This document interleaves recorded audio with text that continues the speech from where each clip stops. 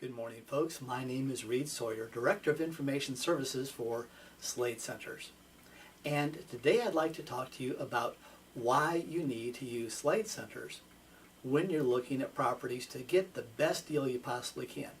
Number one, we have people there that have over 30 years of real estate and mortgage experience, and they know how to structure a deal so that they can help you put a deal together that will meet your needs. Number two, we have access to lawyers that can write up a lease option or write up a mortgage or write up a contract that will protect you in all circumstances. And number three, sometimes it's good to have someone that has that knowledge and has that experience that can take a look at your deal and say yes or no. Now, the reason I mentioned you'd want to work with Slade Centers is I am the world's worst person when it comes to looking at properties because I get all excited and say, wow, this property is so great. And I have to physically slow down and analyze the property and really look at the numbers. Because otherwise I'd say, I want to buy everything, just as much as I can afford. You're probably the same way. So if you're looking at a deal, it doesn't hurt to have someone else take a look at the numbers and make sure that this is a good investment for you, as well as take a look at the neighborhood, make sure that there aren't any things wrong with the property as far as repairs needed. And the one thing that you always want to do is get an outside expert opinion as to whether this is a good investment. Because when you buy a house, you're going to be responsible for it for a long time. Now, let's talk about structuring a deal. When you're looking at a lease option, you want to do two things. There's two parts to this. It's the acquisition of the property first, and it's the selling or the leasing of the property to a tenant buyer. Two separate transactions. When I'm looking to get the property from the buyer, I'm looking for buyers, for sellers, that haven't been able to sell.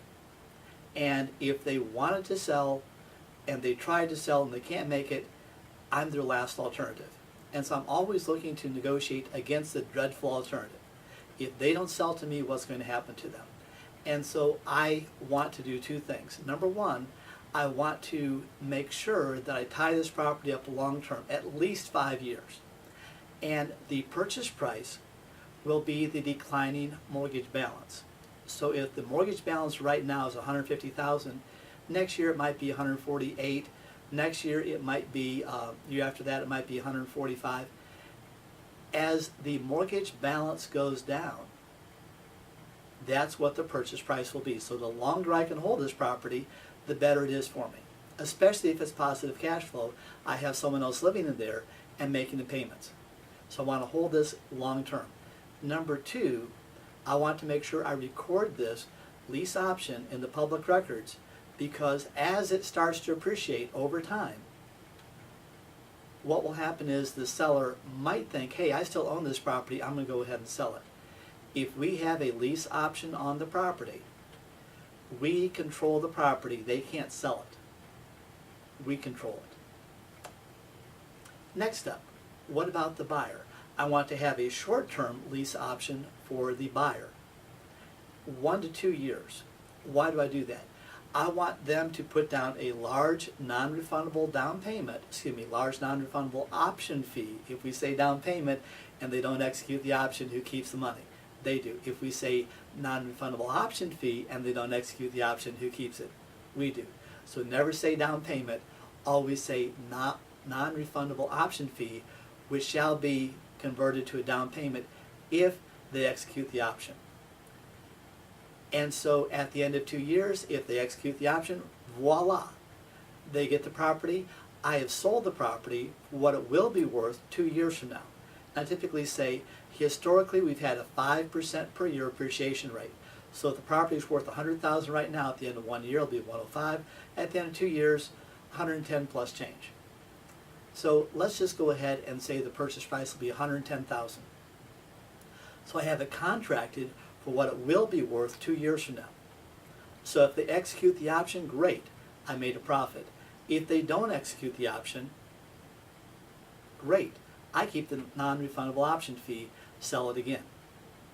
Now, if I do that 3 or 4 or 5 times, what happens each time I keep that non-refundable option fee? That's money in my pocket. And I pay taxes on that option fee when either they execute the option or when they cancel the option. But hopefully I'm replacing that option fee with another option fee so I can pay taxes on it. And so it's really tax deferred money. I'm not going to say tax free, but it's tax deferred. And so I'm never going to have that money come out of my pocket. And when I put a tenant buyer in there, I want to make sure that I give them the option of additional payments for non-refundable option fee. So let's say the market rent just for fund is $1,000 a month. If they want to make extra payments of, let's say, $100 a month, I will do that and I'll give them a twofer, which means $100 of that option fee will go towards the down payment that they execute, and $100 will be knocked off the purchase price. So I take down the purchase price, increase the option so that they're going to have less down payment they have to have when they actually purchase. Now what happens if they don't purchase? Who keeps that option fee money? I do, again. So why would I want to do that?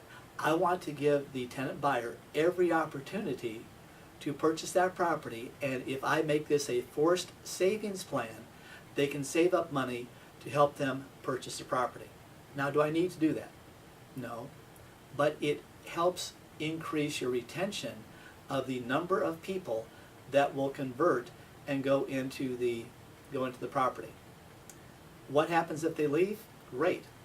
I do it again.